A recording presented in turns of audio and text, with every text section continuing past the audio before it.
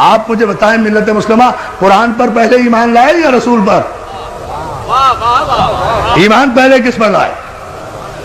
ایمان رسول پر پہلے لائے نا.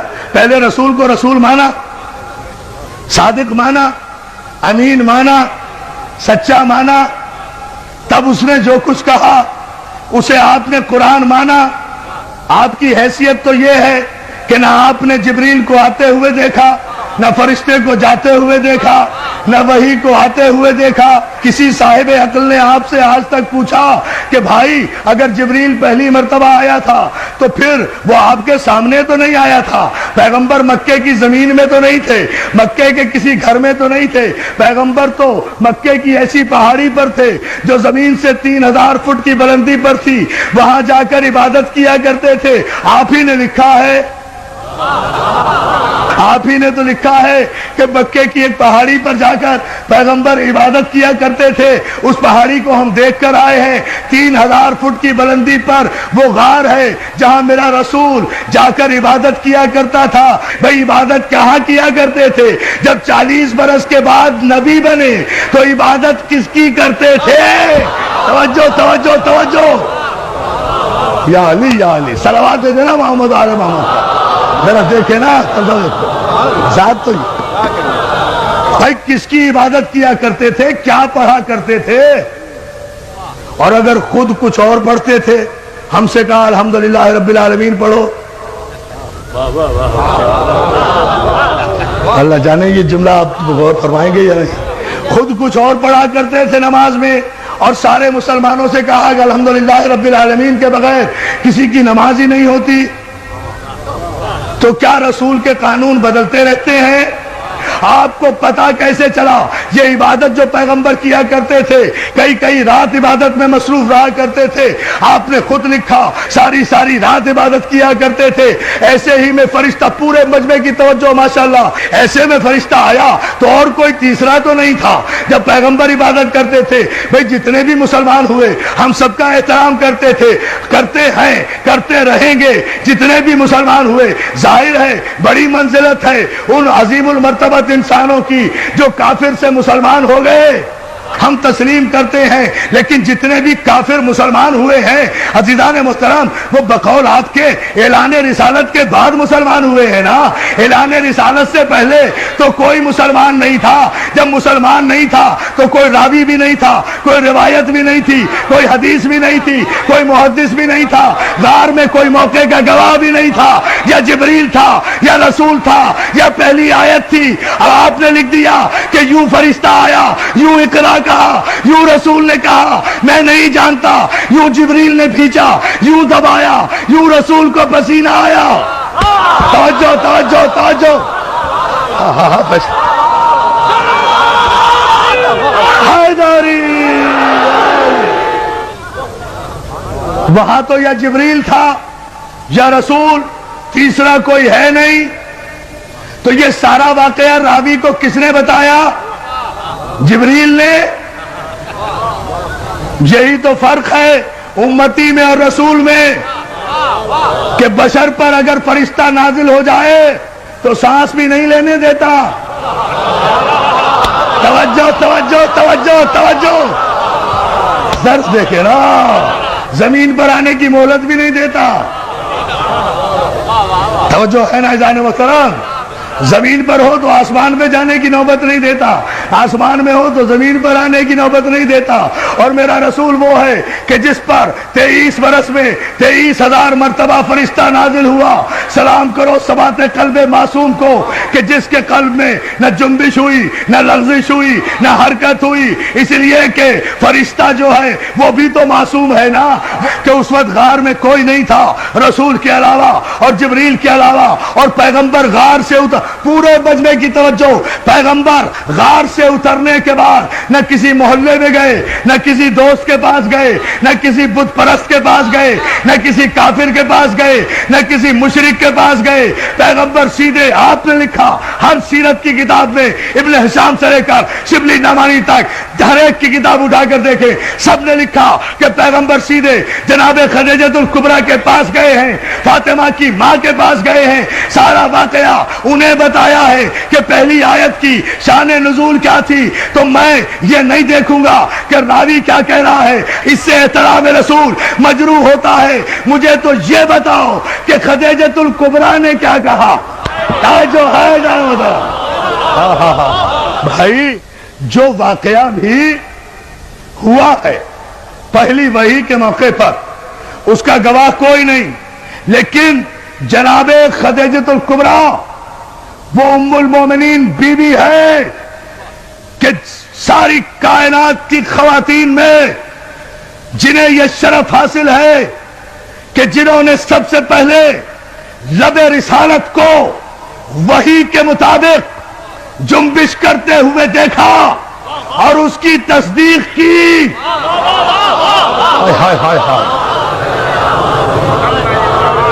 جناب خدیجۃ الکبریٰ وہ خاتون ہیں کہ جنہوں نے اس وقت تصدیق رسالت کی جب کوئی تصدیق کرنے والا نہیں تھا۔ تو اس پہلی آیت کی راویہ یا تو خدیجۃ الکبریٰ ہوں گی، یا ابو طالب ہوں گے، یا جبریل، یا رسول۔ ان چاروں میں سے مجھے بتاؤ کس نے روایت کی کہ جبریل نے جب اقرا کہا تو پیغمبر نے کہا میں پڑھا لکھا نہیں ہوں؟ کمال ہے۔ آپ مجھے بتائیے کہ اگر یہاں بھی میرے پیغمبر کی تو توہین نہیں ہوئی، بھئی پیغمبر کو کہا نا جبریل نے اقرا، اگر معاذ اللہ پیغمبر نے کہا کہ میں پڑھا ہوا نہیں ہوں تو غلطی کس کی؟ بھائی مجھے پاک محرم ایسوسی ایشن کے نقی رضوی صاحب نے اور ان کے اراکین نے کہا کہ آپ نشتر پارک میں مجلس پڑھیے، انہوں نے کہا میں نے وعدہ کر لیا، میں آ کر ممبر پہ بیٹھ گیا، مجمع اتنا ماشاءاللہ سامنے ہے، اب بیٹھ کر بولتا ہی نہیں، مجمع کہہ رہا ہے مولانا پڑھیے، میں کہوں میں بھائی ان پڑھ ہوں، میں تو پڑھا ہوا نہیں ہوں، تو سارا مجمع پاک محرم کے سر ہو جائے گا نا کہ بھائی ان پڑھ کو لا کر ممبر پہ بٹھا کیوں دیا؟ توجہ توجہ توجہ توجہ، سارا مجمع سر ہو جائے گا نا کہ جب یہ پڑھنا نہیں جانتا تھا تو اسے ممبر پر لا کر، بہت توجہ، ممبر پر لا کر بٹھایا کیوں؟ مجھے پھر بھی کچھ نہیں کہے گا، یا بلانے والے کی خطا یا بھیجنے والے کی خطا۔ بھائی یہ تو اللہ سے پوچھو کہ جب وہ پڑھنا نہیں جانتا تھا تو پھر جبریل کو بھیجا کیوں کہ پڑھو؟ اب میں جملہ کہوں گا تاریخی اور آپ کی توجہ چاہوں گا۔ جبریل کو کہا کیوں جو پڑھنا نہیں جانتا تھا؟ تو جبریل کو بھیجا کیوں کہ جا کر کہو کہ پڑھو؟ تو بات کس پر آ رہی ہے؟ خدا کے لیے شریعت اور معصوم کے فلسفے کو سمجھو۔ پہلی آیت ہی کی معنی و مفاہیم جن کے سمجھ میں نہیں آئے اور شان نزول سمجھ میں نہیں آیا، انہیں کیا پتا کہ شریعت کیا ہے اور بادشاہت کیا ہے؟ صلوات علی محمد آل محمد۔ ابھی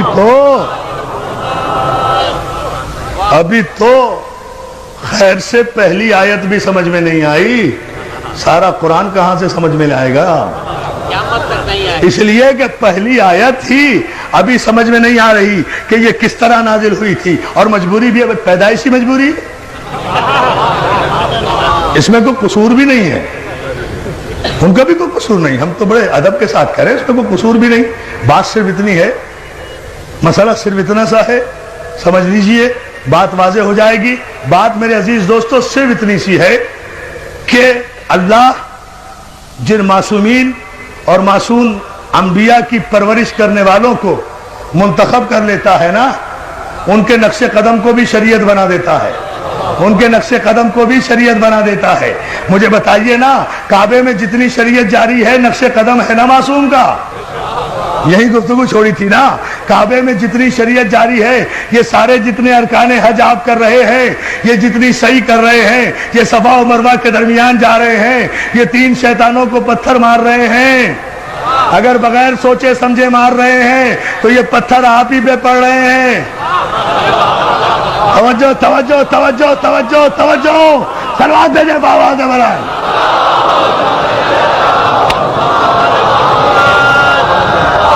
اگر فلسفہ حج سے آگاہ ہی نہیں، یہ سب کچھ کیوں کر رہے ہیں؟ کیوں؟ کچھ ابراہیم نے ایسا کیا، کچھ اسماعیل نے کیا، کچھ اسماعیل کی ماں نے عمل کیا۔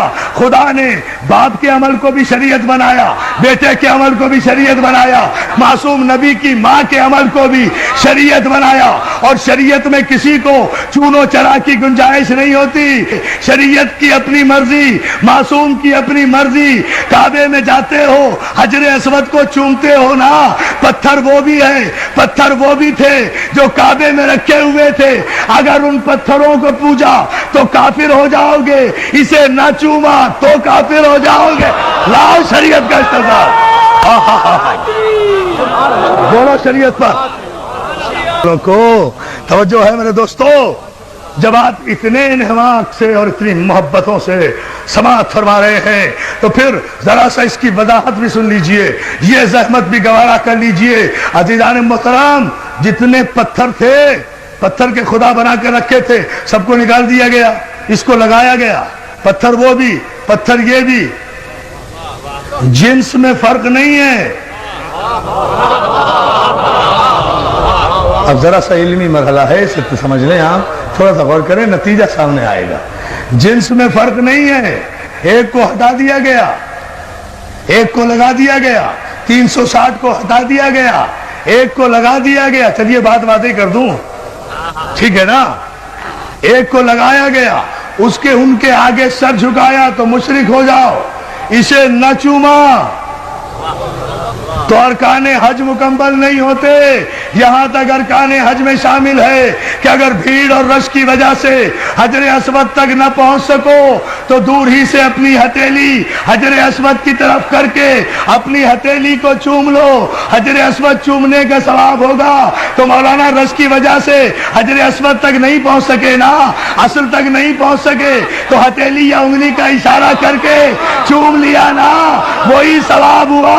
تو اور ہم کیا کرتے ہیں؟ ہم بھی تو مجلس کے بعد اگر کربلا نہیں پہنچ سکتے تو انگلی کے اشارے سے السلام علیکم یا علی یا علی یا علی، تیرے محمد آل محمد پر عجیب فلسفہ کہہ گیا ہوں، ایک عجیب رخ سے اتنی احتیاط، پوری توجہ آپ کی چاہوں گا۔ عزیزان محترم، مولا آپ کو سلامت رکھے۔ اس مسئلے پر آپ غور کریں، یہ تو سارے مسلمانوں کا متفقہ مسئلہ ہے نا، حجر اسود کو چومنا۔ کیوں؟ وجہ صرف یہ ہے، کوئی وجہ نہیں ہے اس پتھر میں، کوئی پھول نہیں لگے ہوئے، کوئی یہ ڈائمنڈ نہیں ہے، کوئی ہیرا نہیں ہے، مگر 1 کروڑ تاج محل قربان حجر اسود پر۔ 1 کروڑ تاج محل اور شیشے اور سونے کی عمارتیں قربان، ہیروں اور جواہرات کی کانیں قربان حجر اسود پر۔ کیوں؟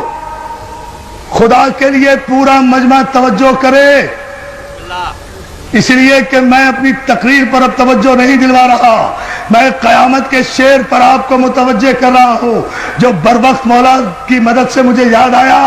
عزیزان محترم، کوئی وجہ نہیں ہے، وجہ صرف یہ ہے، اب سمجھ لیں آپ، شریعت بھی سمجھ میں آ جائے گی، معصوم بھی سمجھ میں آ جائے گا۔ علی نے توڑ کر بت، کوئی دلیل نہیں ملتی، یہ شریعت میں شامل کیسے ہو گیا؟ علی نے توڑ کر بت حجر اسود کو دیا بوسا۔